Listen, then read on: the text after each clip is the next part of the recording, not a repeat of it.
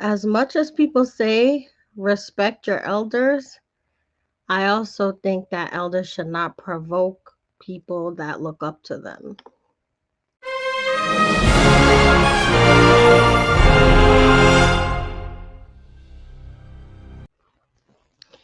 Hey y'all, it's your captain for all things creative, coming at you with the Love and Hip Hop Miami season 5, episode 5 recap, reaction, takeaways, all that good stuff. So, if you're new, welcome. Please make sure to subscribe, like, share, all of that.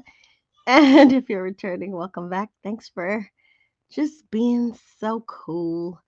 Let's get into this episode. I'm gonna just do a very quick run through of what happened. Then I'll give all my little awards, like who got my heart, who was the naughty person this episode, what I predict, all the other stuff. So the episode starts with Shay and her mom and her baby basically saying that they got so close, much more close than she ever thought that they would. And the mother saying that Shay had given her a dog like a year ago just to hold while they were getting used to, being parents, but now the mom wants to return the dog. Next, you see Ray J and Trick Daddy, and Ray J is just talking to Trick about how he feels about Joy and Marlon, and Ray J brings up how Flo tried to come at him while her and Marlon, I guess, were separated, but he squashed it. So they're hoping that Marlon will show Trick, I guess, some more courtesy in terms of his relationship with Joy, even though him and Joy divorced. Next, we see Amada doing some kind of foot commercial or something. And she says that the quality of her promotions are declining. So she calls her people and they tell her, listen, your stuff is declining and you have things on hold because people don't like that you're dating Safari and it's ruining your money. Next, Princess and the family are back together in Miami. And she still says that she's working on a poker tournament, but she says the change of scenery did them good. And next, you see Sukihana and her sister meditating. Basically, we find out that the Casamigos single's doing well. She's still mad at Bobby Lights, who actually is about to be on a interesting reality show coming up this fall season called Villains, I believe, or House of Villains, and it's gonna have Omarosa and what's that girl from the Bad Girls Club? I ain't get no sleep because of y'all. I'm not gonna get no sleep because of me. What's her name? She from Brooklyn. Ah, I forgot her name, but I really like her. What is that girl's name? Hold on, it's gonna bother me if I don't remember. Tanisha. Tanisha Thomas. So yeah, there's gonna be other people, and I think Bobby Lights is an interesting casting choice, but I don't know. Seems like it'll be entertaining if you have time. I don't know if I'll have time, but I might make time because I think Omarosa is just like peak reality television. And I'm trying to look up to see who else is on House of Villains. Let's see. Yeah, Bobby Lights, Johnny Bananas from The Challenge, Omarosa. Oh, Shake from what's that show? Love Is Blind. It's gonna be a hot mess. Tiffany Pollard, New York, who I love. So I probably will tune in just for Omarosa and Tiffany. And yeah, it's gonna be a mess. Very, very big mess. So she's mad at Bobby Lights, but Bobby Lights is actually doing big things. Um, Especially like I said with his House of Villains debut. That's about to happen. Also, let's see, what else is she upset about? She upset at Mama D. This is the big part of the episode.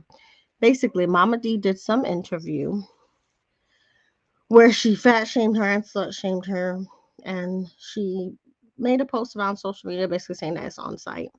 And apparently, the next time she's going to see her will be at Shay's event for her baby.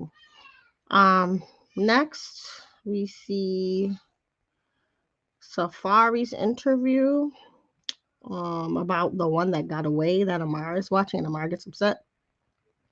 and basically, tells of her that she's losing bags because of him. I might have skipped this, but there was also a scene where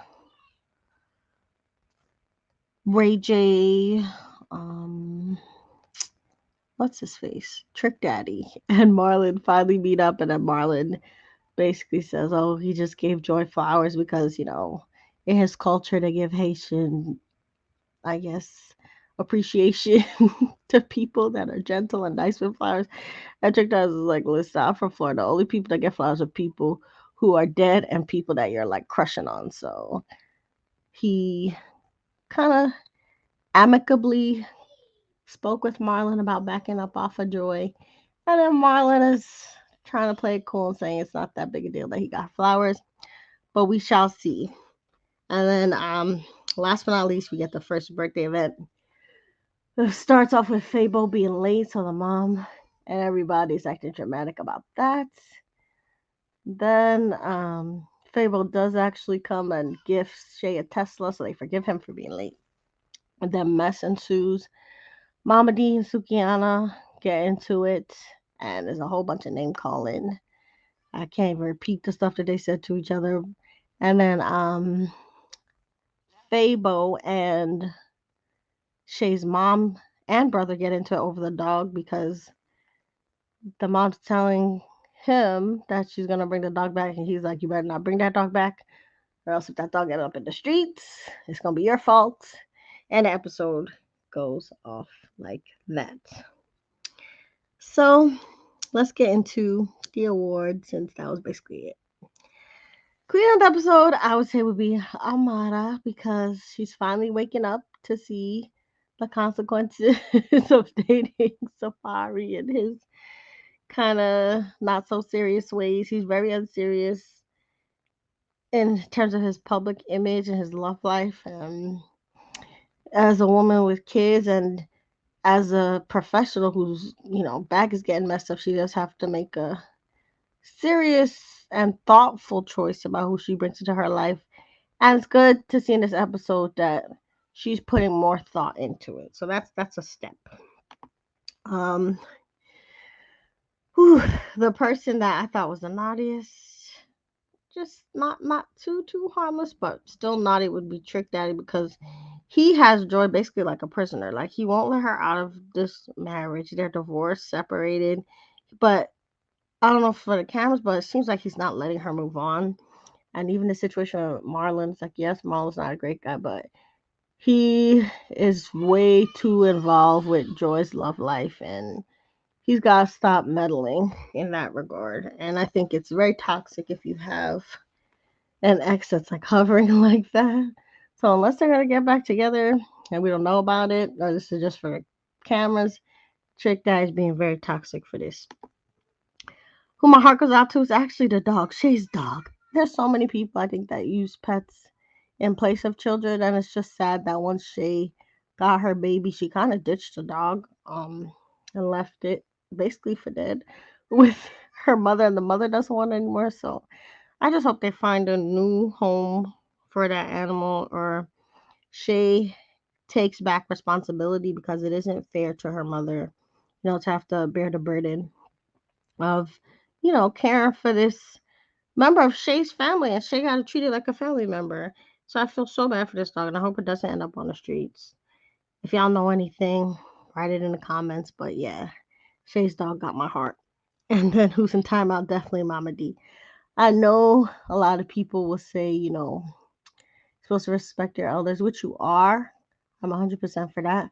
But Mama D was the one who crossed the line by speaking on Sukihana at the interview and speaking on her negatively because honestly, Sukihana is not for Mama D, really. It's like her music is for the younger generation. And really, at Mama D's big age, if she doesn't understand Sukihana and the appeal she has, it's not really for her to understand.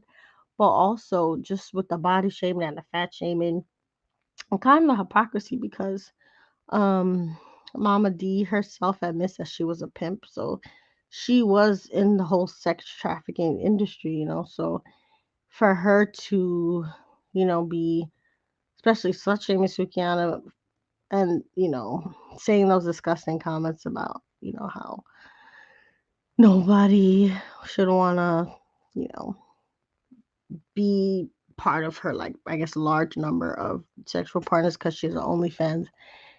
It was a lot. And for a lot of people, OnlyFans is kind of a safe way to do sex work because it's all on their terms.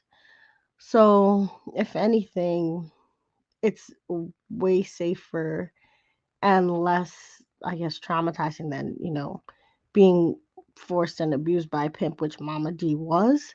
So it just seems like a lot of hypocrisy. And I hope that, we heed the words of Jesus. Jesus, like, before you try to take the speck out of your neighbor's eye, you got to remove the log in your own.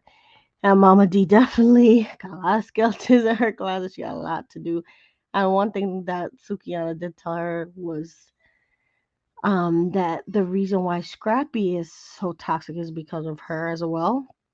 And just the fact that Mama D is spouting misogyny, and talking down on Sukihana, it probably does play into the way that Scrappy also, has all this drama with women and is not as, you know, respectful or in as many stable relationships as unstable ones, which we've seen on, the other Love and Hip Hop. So, again, especially as the older and supposedly wiser person, I think Mama D's totally more so in the wrong. I think Sugiyana could have been more respectful, but really, she's a mother herself. She's a woman with feelings, so she came to her woman to woman, and hopefully, they can resolve their issues. But like I said before, if you're supposed to be older and wiser, please be that. Don't provoke people, especially people that look up to you, and especially, before you clean your own house and get your own skeletons out your own closet, right? So, predictions. I guess we're gonna see more of the Marlin and Trick Daddy and um, Joy drama. But I think the storyline that I'm most interested in is actually the young rapper. I forget her name. This there's so much to keep up with, but it's the one that starts with a Z, I guess. Let me look at the website because I cannot remember this girl's name for the life of me. But she's the young rapper that's living in her, I guess, hair salon. I gotta look this up real quick. Hold on. Um, Zoe Brinks. That's what it is. Zoe Brinks. Yeah, I remember the C. But yeah, that's the storyline that I'm most interested in. But what about y'all? Um, if things get too busy, I might ditch this show because it's a lot of low hanging fruit.